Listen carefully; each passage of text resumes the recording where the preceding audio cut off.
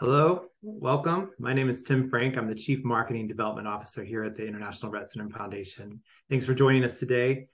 We are celebrating as a community a pretty monumental milestone. So just earlier this month, a little over a week ago, trofinetide received the FDA's approval as the first ever treatment for Rett syndrome. So it's a humongous effort. It took so many people many years to get us to this place, and we are excited. And yet we are also eagerly awaiting kind of more information. So Acadia Pharmaceuticals is the company that will be marketing the drug as DAYBUE in the United States.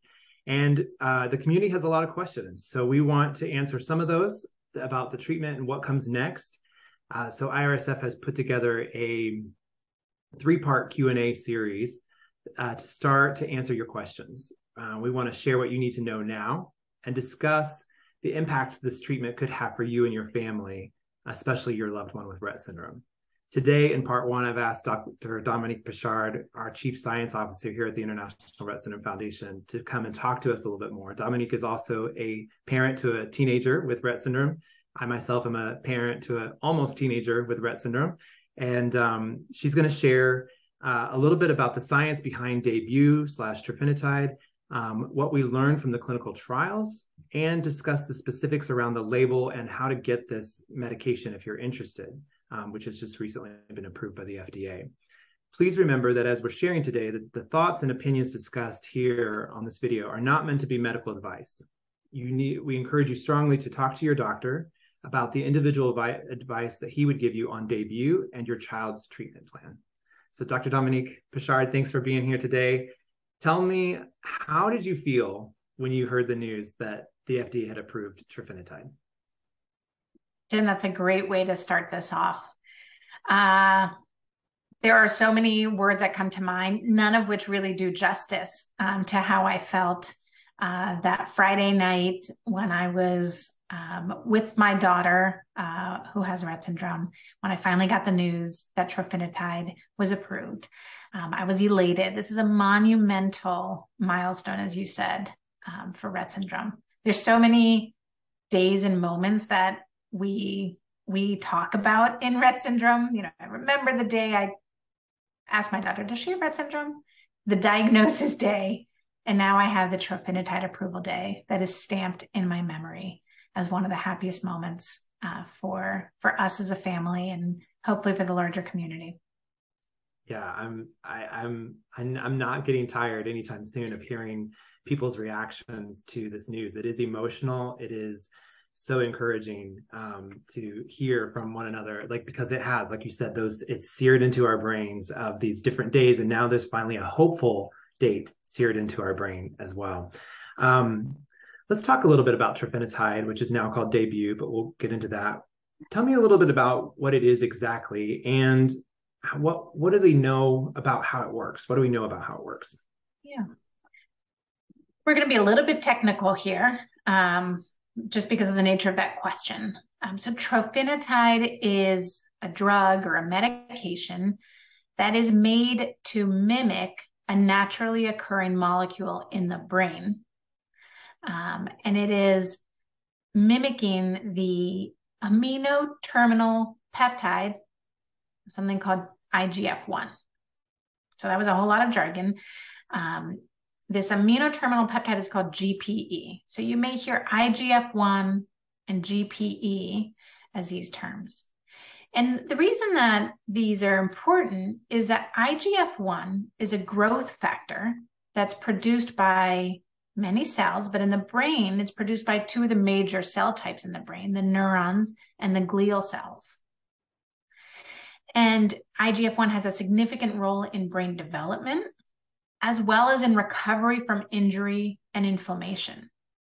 And it's thought that trofinetide, that as I mentioned, it mimics a portion of IGF-1, or the GPE portion of it. It's thought that trofinetide works through this IGF-1 mechanism, and that as a result, you get a decrease in inflammation of the brain, something called neuroinflammation, but it also is thought to help support synaptic function, which, if you didn't take neuroscience, you may not know what synaptic function means. But if you think of it, all these cells in our brain have to connect and communicate That's how I'm able to talk to you right now. That's how I'm able to move my hands, is that there's communication between those cells at those synapses. And trofinetide is thought to stimulate synaptic maturation and overcome some of the changes that happen as a result of the loss of MECP2. So changes that happen to neurons that have Rett syndrome at the synapses. Trofinetide is thought to help overcome some of those differences. That's encouraging and technical, but encouraging to hear that there's that process of rebuilding or developing new synapses, so that, you know, and it sounds like, based on the fact that Rett syndrome is so unique for each person, that the way synapses will be redeveloped or grown will be different for each person. So everybody will see a little different effect. Let's talk a little bit more about the clinical trial process for trofinetide. We can talk a little bit historically, but let's specifically talk about phase 3 in the most recent study. What can you tell us about that? Yeah, so it has really been a long road to get to where we are. And I want to first highlight that NNZ-2566, which was the name of the compound before we called it trofinetide, first came to Rett syndrome in a clinical trial in 2013. So it's been a decade since the first clinical trial was enrolling with NNZ-2566 for Rett syndrome. So at that time in 2013, there was a phase 2 study that looked at the safety of trofinetide in adult women with Rett syndrome, age 16 to 45. Then they moved on to another phase 2 study or safety study in kids with Rett syndrome, ages 5 to 15. These were all girls. And then with the result of these that were encouraging, in late 2019, a phase 3 clinical trial that was called Lavender study began enrolling girls and women aged 5 to 20 with Rett syndrome. And so this was really the critical study, and it was the data from this study that the FDA used to evaluate the risk-benefit ratio of trofinetide. And so this was a study that was used to demonstrate that trofinetide had a benefit. So a little bit about the study: they enrolled over 180 participants, half of whom took trofinetide and the other half received placebo.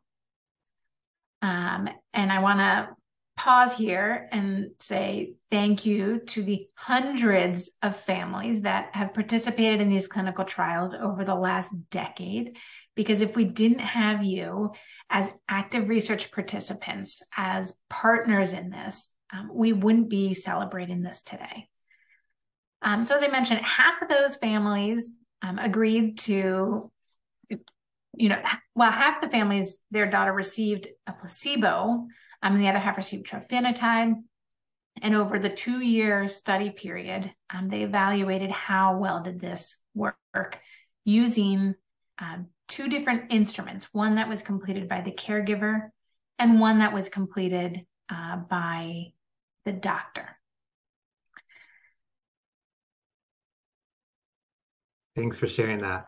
Yeah, and those families that participate in those early studies, not to mention the most recent study, like we're hearing from them now of just how excited they are, how emotional it is to know that like something they participated with their child years ago is paying off now. And so again, just to echo the gratitude for all of us who are benefiting as a community because of the sacrifice, the blood, sweat, and tears that our community put into this over the last 10 years is huge. Dominique, what were some of the results from the trofinetide study in this most recent Lavender study? Yeah. So as I mentioned, in a clinical trial, before you start the study, you have to say, what are the tools that we're going to use to show that there is benefit? And so the 2 tools that were selected for this study were the Rett syndrome behavioral questionnaire that it's a questionnaire that the caregivers complete, and then a clinical global impression of improvement scale that the study doctor would complete. So we'll talk really about the Rett syndrome behavioral questionnaire or sometimes called the RSBQ, because that I think is what's most relevant for sharing with our families. So families would complete this RSBQ during each of their many study visits. And this RSBQ is a 45-item questionnaire that looks at 8 major areas. So I'm going to list off those areas to just give you a sense of what were they evaluating with this RSBQ. So those areas are general mood, breathing problems, hand behaviors, repetitive face movements, body rocking and expressionless face, nighttime behaviors, fear and anxiety, and walking and standing. So there are questions that fall into one of these 8. And when they evaluate the results for the entire group that was treated, every single one of those 8 areas had improvement compared to the group of people that didn't get trofinetide. They took that placebo. And so being able to have this comparison, you say, okay, well, there was this, half the group didn't get treatment and there was not a change in this RSBQ, and the other half had a change in the side of improving. And because these 2 groups had everything else the same in the sense that they came to the doctor as often, they had, blood drawn as often, they had clinical exams as often. So all those other factors were the same, and the difference was the trofinetide. And that is what you do in clinical studies to demonstrate that it was as a result of a treatment that you got the improvements. And I do want to touch on, when we talk about these 8 areas, it was not that any one person in the study got improvement in all 8 areas. But when you look at the entire group that had trofinetide, all 8 areas saw improvement. And that is, to me, pretty reassuring. It says that trofinetide is not a drug that specifically and only will work on, say, breathing problems. Because in fact, there was also improvement in hand behavior and in walking and standing. And so again, the effect of the drug will be variable. It'll be different from person to person, but it has the potential to see improvement in any of these 8 areas for those that do get improvement from the drug. I think that's really helpful to qualify for our community. Thank you, Dominique. Just that the 8 areas of improvement, but also just the fact that it's going to vary from person to person on the drug, I think is huge. There were some side effects. Can you talk a little bit about the side effects that people saw that were on the study and what that means? Yeah, the most common side effect that was reported was diarrhea. And in fact, about 80% of the people that were in the study experienced diarrhea. 80% of the people that were taking trofinetide experienced diarrhea versus a much smaller percentage of the people that were taking the placebo formula. So diarrhea seems to be a side effect of trofinetide. And once they recognized this, Acadia worked with the doctors at the clinics to develop a plan to help manage the diarrhea. And so then they were able to implement that during the study so that when individuals started experiencing diarrhea, they could implement this plan. And then about half of the individuals had needed continued management for the diarrhea. And the other half of that 80% did not need continued management of the diarrhea. So diarrhea is definitely one that is well documented. There was also a report of vomiting with trofinetide, and those were kind of the 2 biggest side effects that were noted. Thank you. And then this was a 12-week, Lavender was a 12-week study that and you said that they saw improvements across those 8 areas of the RSBQ, but then there was an extension of that study called Lilac. Can you talk a little bit about that and what Acadia has seen? While the FDA didn't review that information for the approval, those results have come out since. Can you talk a little bit about that? Yeah. And I think that the results of the Lilac study are, should be really quite encouraging to our community. As you mentioned, that first clinical trial, the Lavender study, was only 12 weeks. And so the FDA could only look at what happened in those 12 weeks. After the participants completed their 12-week study, where again, half of them got placebo, half of them had trofinetide, all of those participants had the opportunity to enroll in the Lilac study, which is an open label, meaning everyone gets trofinetide. So there is no more placebo group. So everyone gets trofinetide. Everyone knows they're on trofinetide, and the doctors know their participant is on trofinetide because they're in this open label extension. They continued the open label extension, and recently Acadia showed results from 40 weeks of being in this open label extension study. And what they saw is that the improvement in the RSBQ continued. So that suggests that it wasn't a plateau. So it wasn't that you saw improvement at 12 weeks and then nothing else changed, that there continued to be a progress even through a 40-week time period. So I think this is encouraging where it might take time to see results for trofinetide for any one individual that's in, that decides to take it. But that there's a potential for kind of a long-term, continued change as a result of trofinetide. Yeah, it's absolutely encouraging. Thank you for sharing that. Let's talk a little bit about DAYBUE. So that's what trofinetide is now called in the market as the FDA approved it. It has a new name that Acadia will be marketing in the US as DAYBUE. Who is it approved for? What was the label? And let's talk a little bit more about that. Yeah. I think the first thing to make sure everyone is aware of is that this is approved in the United States. And so, as you mentioned, the FDA, the U.S. Federal Food and Drug Administration, was the regulatory body that approved this. So right now it's approved in the United States. One of the most exciting parts of this approval was what was put in the label. So the label is where they describe what that approval is. And this is indicated for individuals with Rett syndrome, ages 2 and above, period. So what does this mean? How do we interpret this? This means girls, boys, women, men with Rett syndrome, ages 2 on. There is no upper age limit. This is huge. Such a huge. Yeah. And for our boys and men with Rett syndrome to have the opportunity to be included. This has been a understudied population because so much less has been known about our boys and men with Rett syndrome. But they have the opportunity to access trofinetide. That's so encouraging. Yeah, our community has been on pins and needles wondering who's actually going to get to benefit from this. So this was really one of the most best case scenarios that we could have received from the FDA. So absolutely huge. How is DAYBUE going to be administered? Like what kind of medicine is it? Yeah, so DAYBUE is a liquid. And so you will give it to your loved one with Rett syndrome the same way you give other liquids.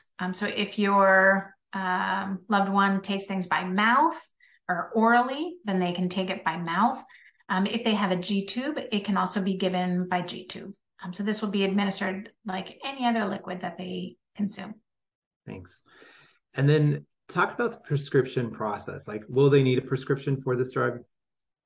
Yeah, so this will be a prescription medication. And so their doctor will give a prescription. And what Acadia has done, because this will be delivered, you won't be able to go to your local pharmacy that you maybe get your other medications from. And this will be from what's called a specialty pharmacy.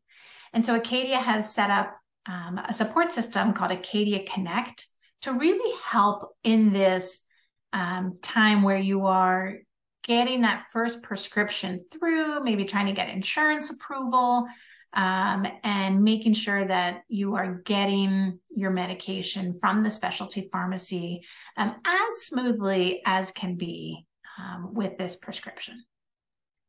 Yeah, I think that's really encouraging. So as we shared at the beginning, like, we encourage you to speak to your doctor directly. Acadia's website for the medication DAYBUE is daybue.com, daybue.com. And on that website, you can find information about the label that Dominique was sharing. You'll also see some fact information, but that's going to be where you want to share that information with your doctor and talk to them about a treatment for your child or loved one with Rett syndrome. Anything else, Dominique, that you want to share about just DAYBUE as a whole, about what's next for treatments? What else can you want to share with our community? Yeah. First, I do want to mention, you mentioned the daybue.com website. There's also a section of it that is for healthcare providers, and it would be helpful for you to share with your doctor that website so they can learn about the process, so that they can help support you and your family in getting that prescription for DAYBUE, if that is something that you and your doctor decide is right for your loved one.